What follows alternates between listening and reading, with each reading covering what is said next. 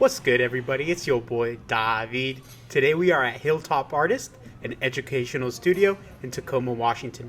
Shout out to the team, Trenton Quiocho and Jacob Willcox, for gaffing and creating this piece. I've been super inspired by my working hands at home, so I've designed a chicken for the team to create. Here we see a little bit of the colors that we will be working with today. I have also drawn a few different sketches for the team to interpret.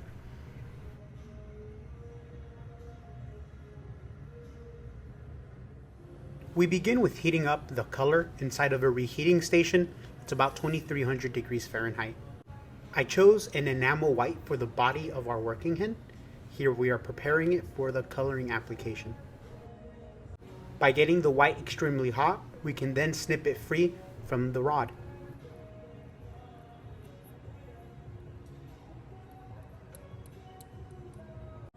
To complete our color overlay, we're then using our steel marvering table to spread the remaining amount of white evenly around the bubble.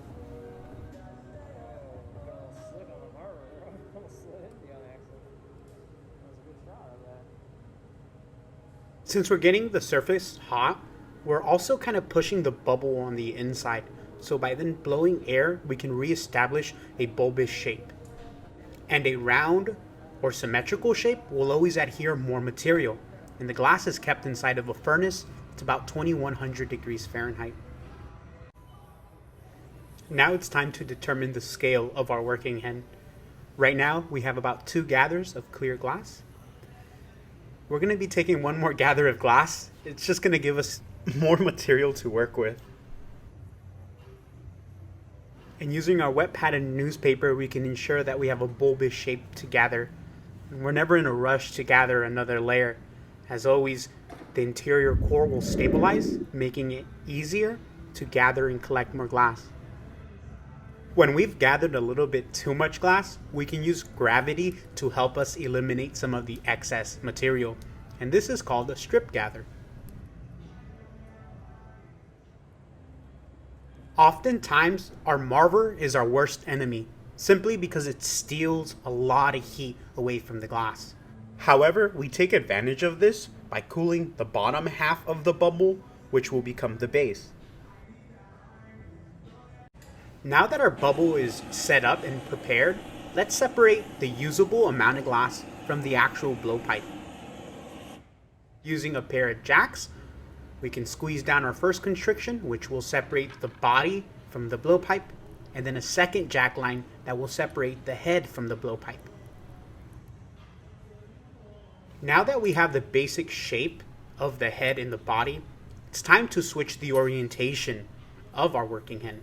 To do so, we're going to get it extremely hot inside of our reheating station.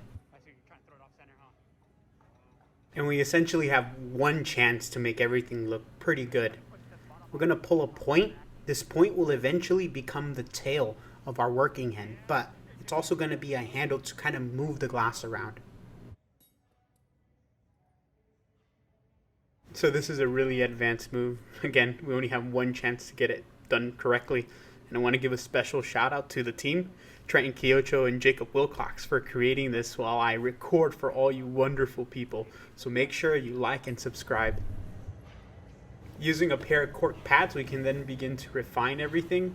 And we do this a lot. We take a lot of heat and adjust a little bit here, a little bit there. But I'm going to cut out most of those shots for you.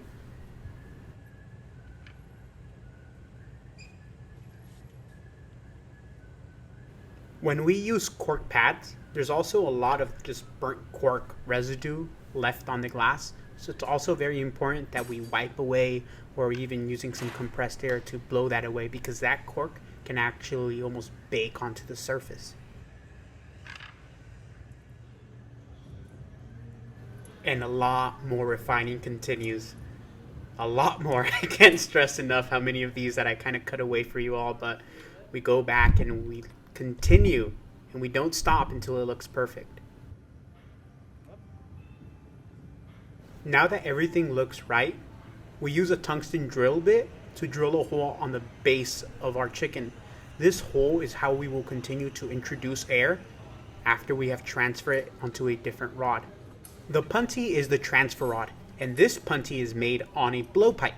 When we blow air, it will travel through the blowpipe, through the glass, and finally into the chicken.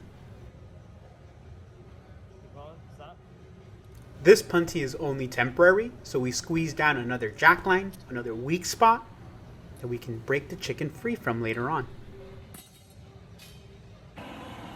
By using a propane torch, we can even out the temperatures. We're essentially giving the punty some time to cool down and stabilize.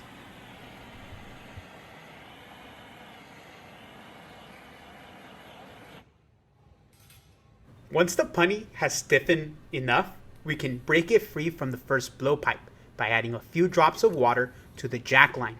With a tap, the glass will release at its weakest point.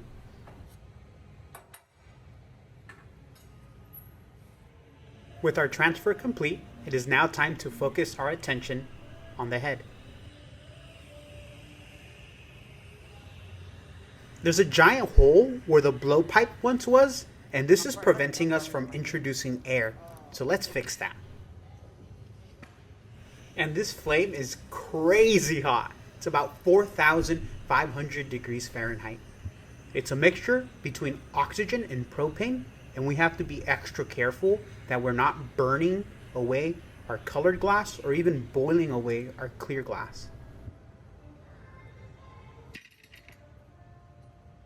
With the opening closed, we can now reintroduce air to the bubble. Using a blow hose that is attached to the blowpipe and the opposite side attached to a mouthpiece, we can blow air to make the head rounder and larger. With the head complete, we can now stab up a little bit of red. This red will be used for the comb and wattle.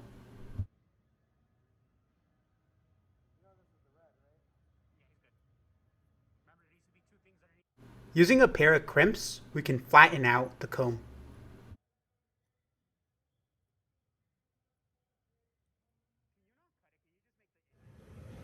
During this time, I stabbed up a little bit of opaline white. Okay, let me come out. Using the rest of the red, we create a wattle. Now, I was super satisfied with this shot because, again, I had a color bar on my left hand and my camera on my right.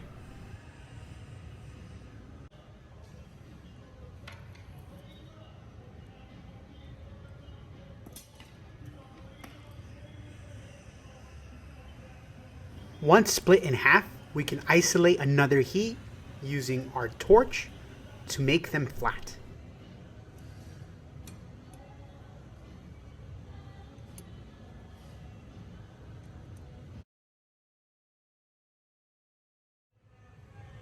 Next comes that white I stabbed up earlier, and this is going to be used to create a tail. By building heat before we crimp it, we can be left with a nicer shape.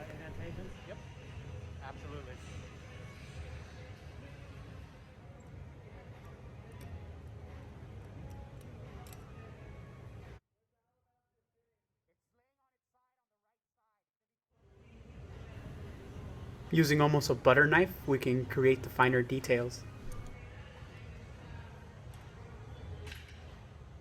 Next comes the wings, and we are using the same opaline white that we used for the tail.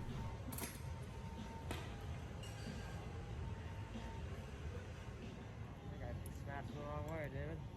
Okay, just keep going with it. Oh, cute. Yeah! Go with it, I like it. Looks good. Oh, here, let me get a broom for you. Okay.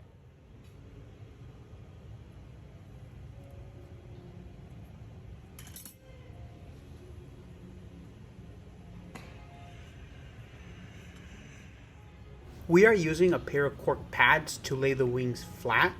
This is because the corks are softer on the glass. It's not going to steal as much heat.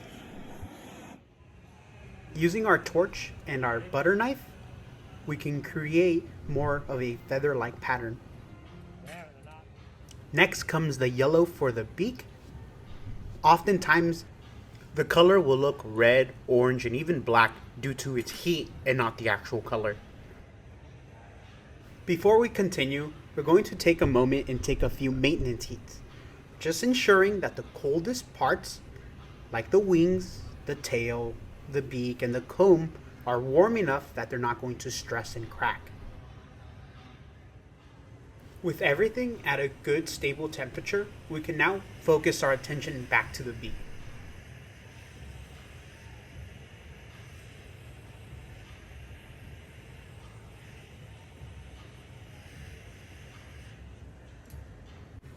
And we are constantly using our reheating station to maintain the temperature of the glass. It's about 2,300 degrees Fahrenheit. Fortunately, I'm going to cut out most of these heats.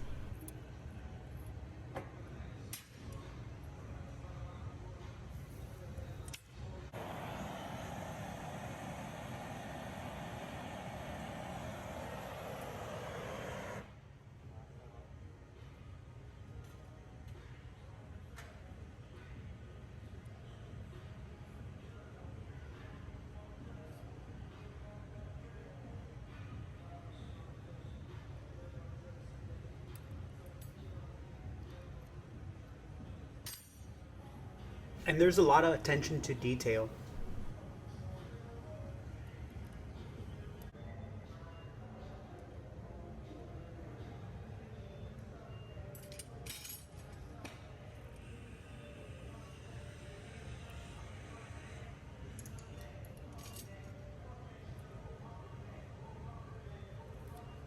The area where the blowpipe and the glass meet one another is called the moil. And the moil is the area most prone to breaking simply because the steel rod is stealing away a lot of the heat. So this area receives extra attention.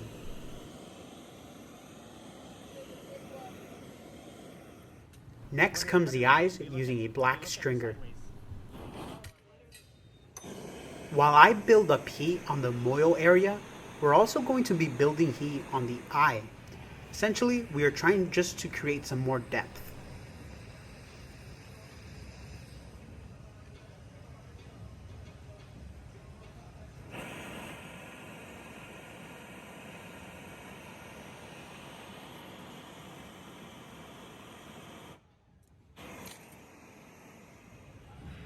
And we are constantly torching the areas most prone to breaking.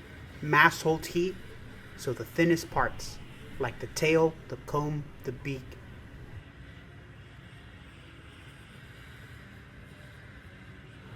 With our working hand complete, it is now time to place it inside of an annealer. The annealer is the oven that will eliminate the stress in the glass. If left out at room temperature, it just gets too cold too quickly and it breaks. With a few drops of water in the jack line area and a tap, the glass will release at its weakest point. This project took several hours, so please don't forget to like, subscribe. I'll be adding additional information in the description below. But until next time, it's your boy, David.